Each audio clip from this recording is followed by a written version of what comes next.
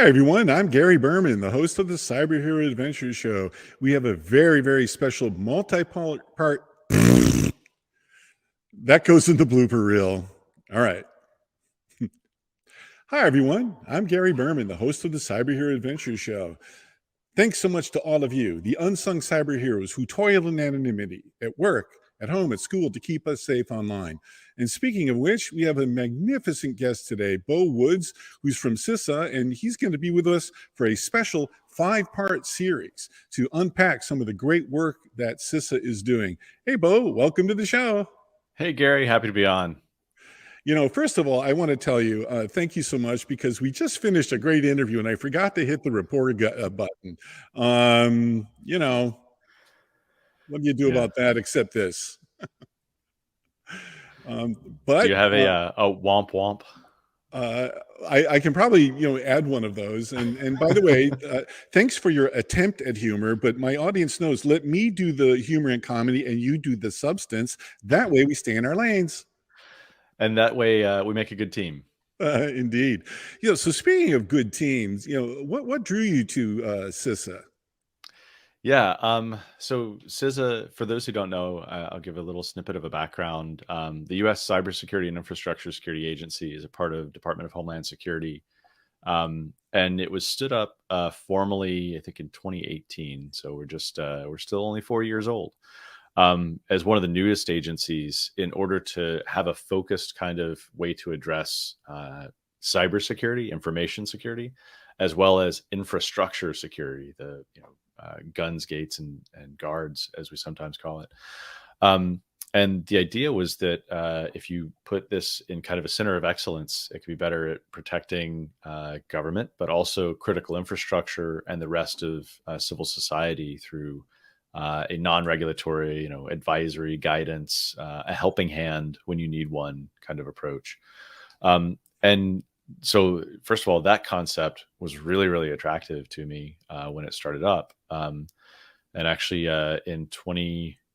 just before the pandemic got started, in 2020, then Director Krebs came out to RSA and sat down and hung out with the supply chain sandbox, which I was running at the time, and started playing some of the games that we brought to the supply chain sandbox. I said, this is super cool. I'd love to be able to bring this kind of innovation, this kind of collaboration, working with private sector, working with the hacker community, the security researcher community, to bring more of that spirit of innovation into CISA.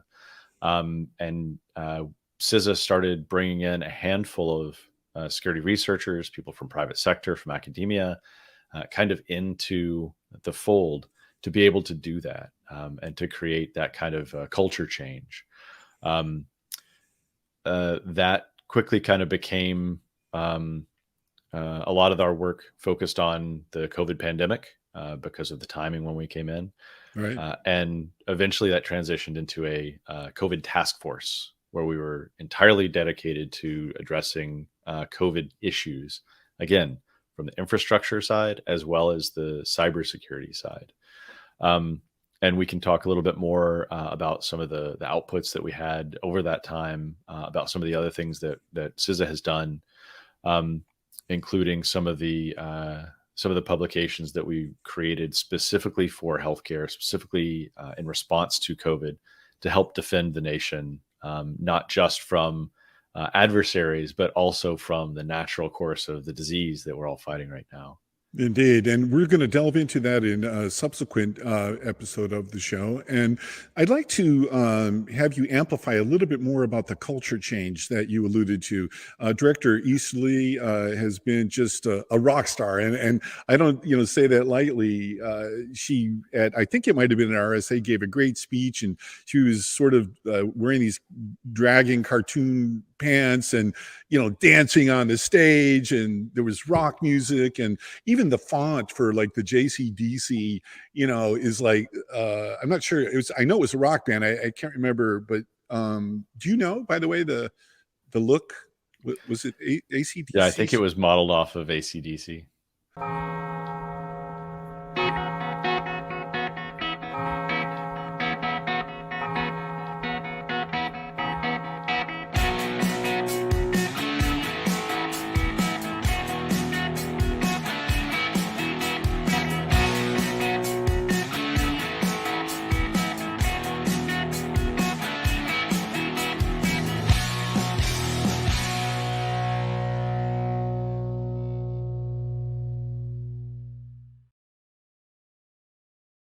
Oh yeah, cool. So like, what is that all about? Like, what's the her intention about setting that kind of vibe, and is it working? Yeah, I mean, like I said, CISA is it's a young agency, and we're kind of scrappy, kind of startup-y. We like to see ourselves as the kind of the organization that's able to actually reach out and work really closely with private sector, really closely with the public, really closely with these other groups within cybersecurity, within industry, within academia, civil society. And to do that, we've got to reach people where they are, right? And to bring that kind of culture of change to a federal government agency is, a difficult thing. Even a young one has its roots in government. So I think we're trying to change that public perception. We're trying to be more accessible. We're trying to kind of show that we're not your grandparents' federal agency, so that we can reach the people that we need to in order to serve our mission. And that has included things like putting out a comic book series, for instance, comic book series that covers a number of different topics, where we're able to, hopefully kind of demystify some of the cybersecurity things, the infrastructure security things that tend to sometimes overwhelm people, or tend to make them feel like they don't know what they're doing, or feel a little Indeed. bit of learned helplessness, right? Um, we also have set up a network of kind of field offices. So these are people that are in the backyard of the communities that we serve, so that you understand the common issues, the common ideologies, just the common zeitgeist in those very specific areas, to really reach out and have somebody local to your community that can help. We've done a lot of other things to kind of build those bridges with the rest of the country. And I think you've been quite successful on something that I refer to as humanizing cybercrime, because it'd be very easy to be overwhelmed, just by the volume of information, the volume of threats, and what does someone do about it, especially state and local governments, the educational ecosystem, small to medium businesses. Is that Mhm. a fair assessment? Yeah, I think so. One of the things that we've done within CISA, I think that's been great, is we've really kind of strove to help those small medium businesses to defend themselves. We see ourselves as really partners with the private sector to be able to help them. We're not regulatory. We don't have regulatory power. We don't come in with a wagging finger. We come in with a helping hand, right? We've got a number of publications, set of guidances. We have actually some services that we can deliver to these organizations that might need to have some investment, or might need to have some steering in order to be able to do the best for themselves. Indeed. And you just said something that is incredibly important, the helping hand rather than the pointing finger. In my body of experience in listening and learning from hundreds of real life unsung cyber heroes, you the zeitgeist, to use your expression, has been kind of negative consequences, and the only time you hear about cybercrime or hacking is when the criminals, the threat actors, win. And so I applaud you for doing that. How are you going about changing the culture so that if someone is victimized by a cyber attack, they are not ashamed, they don't feel isolated, Yeah. they reach out to you? Tell me about that. Yeah. Well, first of all, we want to start before they get hit and help them defend themselves.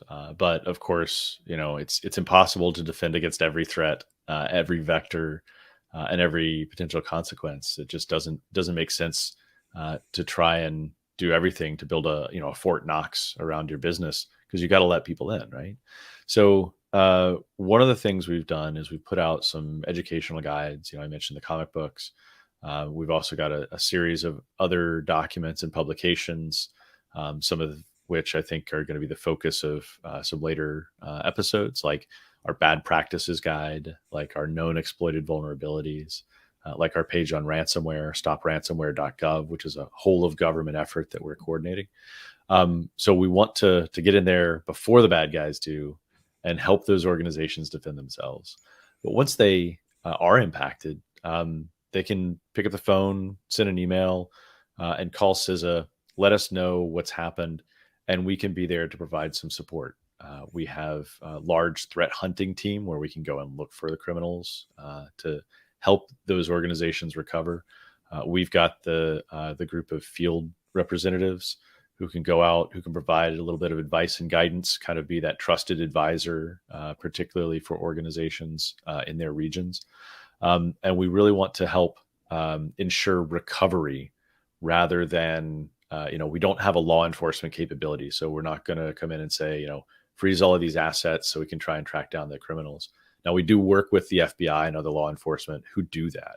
But our first focus is resilience recovery. We're also not a regulatory agency. And in fact, the coincidentally named CISA Act of 2015, the Cybersecurity and Information Sharing Act of 2015, gives us some superpowers, to use your comic book terms, that says that, if organizations are sharing information in good faith and in certain ways, then we're actually forbidden from handing that over to regulatory agencies in most cases. So we want to really be a friendly helping hand to those organizations before, during, and after they're hit, so that we can enhance the national resilience and recoverability, particularly in critical infrastructure sectors and in our national critical functions.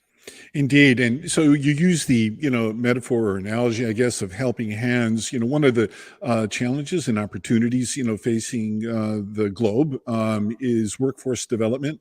I know that you and your colleagues are doing some interesting outreach. Can you share with our audience a little bit about that? Yeah. We're looking to help organizations with workforce development as well as ourselves. So we have a number of capabilities that we can offer as far as like training, particularly for critical infrastructure. We can help people understand that. Some general guidance, some documentation on how to train your employees, whether they're a frontline retail worker or whether they're an IT person. Also, we're looking to improve our own workforce. So we've just recently done some things where now we're able to bring in a wider group of individuals to help CISA defend the nation. We also have done some really innovative things and creative things, such as some of the hiring authorities that we have to be able to bring in talent that might be non-traditional talent and in ways that are non-traditional government hiring. So we're really trying to hold on. I forgive the interruption. You have any use for a 64-year-old guy who occasionally wears a superhero costume? Yep. I think it would be great. To say it. I think it would be great to have, some of the spirit that you bring to what you're doing and all the things you've done over the past few years into CISA to help get that word out and to work together, whether you're inside the agency or whether you're outside the agency, raising awareness through what you're already doing. Done. How does our audience get more information about, let's say, workforce development? By the way, before I sign off on this, our first of a 5-part series, is maybe you can share with our audience, Director Easterly's views on diversity and inclusion. Yeah. I've been really pleased with CISA's workforce and coming on board and looking at the diversity and how well it represents American society in all facets, right? Cybersecurity is not a place where we have a surfeit of talent. There's a scarcity of talent. And so we need to bring people in from all sectors, from everywhere, to really help defend the nation, protect critical infrastructure and our national critical functions.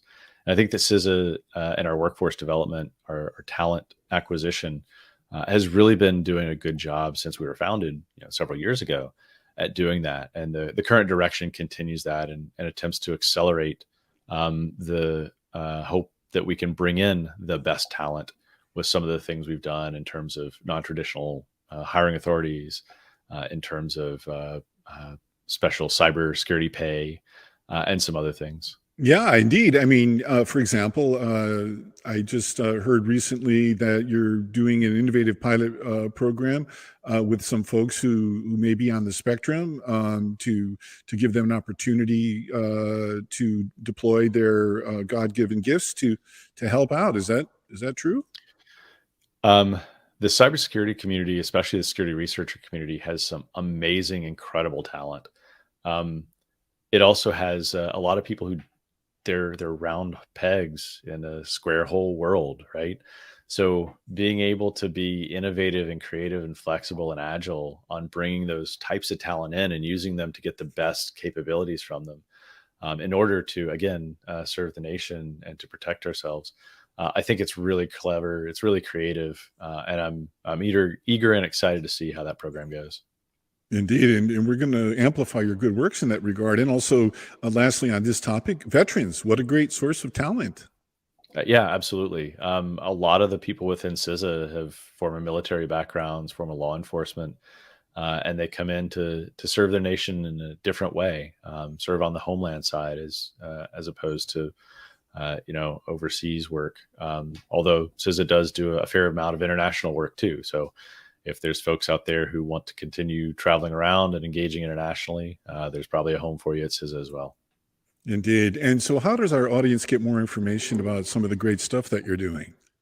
Yeah, I think you can go to CISA.gov. That's our website. And you can check out some of the resources that we've got there. You can also look for your regional CISA team. And we've got 10 regions in the country, and there's dozens of people in each region, each with kind of a different specialty and specialization, not just cybersecurity. Some of them are infrastructure security. Some of the folks are helping to coordinate, helping to engage specifically with some of the communities of interest in those areas.